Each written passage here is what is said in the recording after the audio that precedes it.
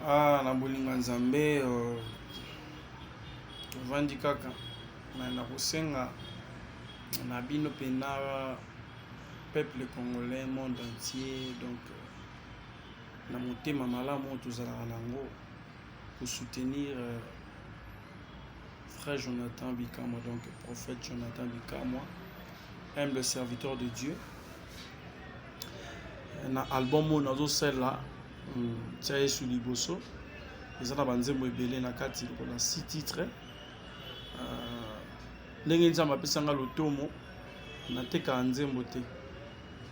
ata oyo bato bazwa bayiba nalobaka te nalandaka yango te donc nazolinga kaka nzembo wana évangéliser yo nanga excusez tozala na marche ka ya nzambe parce que toyebi lobi te toyebi pe arriver à yesu te yesu akoya lelo akoya lobi donc faut kotia ka liboso na makambo nyonso mpo okota royaume des cieux te mano ezala malamu donc c'est ça yango wana tozoteya kaka tozoévangéliser na nzela loyembo na nzela koteya normal na maloba obongola motema oyamba yesu kristo ozala desite donc place akenda abongisela biso esika pembeni na papa donc place oyo kokoma kosepela nango biloko nyonso wana wana mokili nango eloko te bandako mapango bamituka nyonso tozosomba nyonso tozolata eza yango ya mokili etikala baninga mosusu bakozwa etant tokoma na fin du monde nyonso ketikala nyonso kebeba bonne vie oyo tokozala nango mpenza yo na ngai eza kokota lola tozozela bozongi ya nzambe. Ok, c'est ça donc kola nzembo ya na kati nazoloba ya motu yanga nazelaka yo ye ya motu yanga nazelaka bozongi na yo memanga bisi kolingi ye kumbanga pembeni na yo ya mosika nga nazelaka yo ye ya motu yanga nazelaka bozongi na yo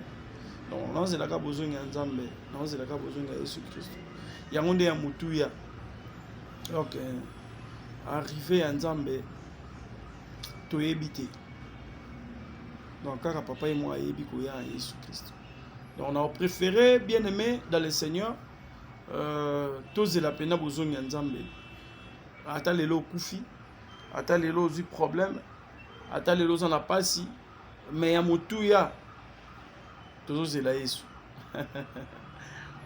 ezala pasteur ezala prophète ezala docteur ezala évangéliste ezala bandimi tozozelaka yesu yango nde ya motuya kobota kobala kosoma mapangu koloba makambo ebele kotonga kofinga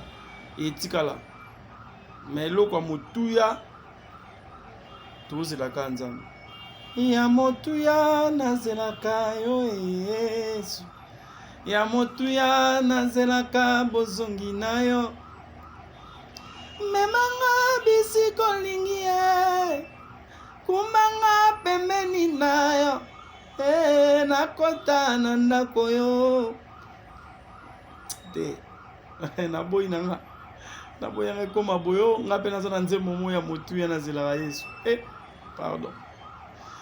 vraiment bien aimé dans le Seigneur toza musala nzambe toza na confiance na biso moko toza bandimi toza bato tozozela mobali tozozela yesu donc mitema na biso eza na kimia vraiment komiteka ame na yo te mpona biloko ya mokili koteka ame na yo te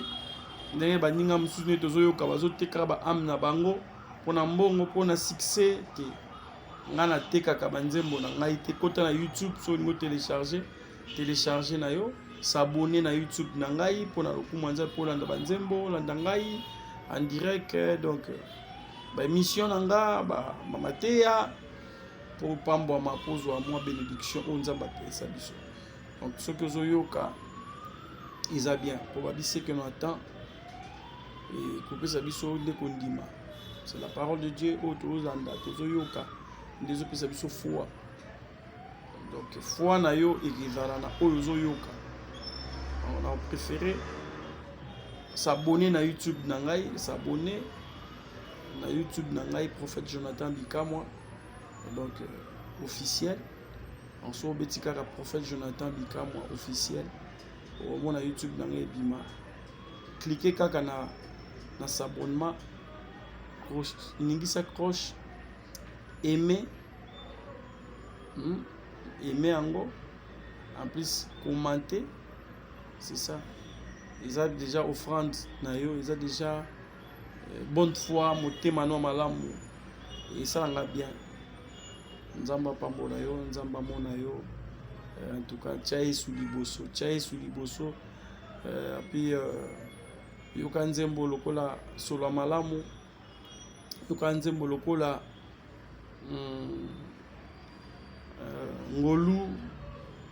yoka nzembo lokola limbisa, yoka adoration, nzembo zebele, yoka ngona YouTube na ba ona ebimité, ils ont kata YouTube, donc télécharger massivement nzamba opambola dans le monde entier mobimba. Bato ba ka lingala te, donc to ça la sous vidéo en français ou en anglais ba interpréter pour bino pe boza na facilité ko yoka nini to lobby. Mais bana Congo RDC mobimba na linga bino mingi télécharger, donc déjà gratuit nzembo na ngeza partout, lukango partout, chaye sur liboso oyo kamatea et iko peso pena makasi pour avancer la vie. Nzamba pambola.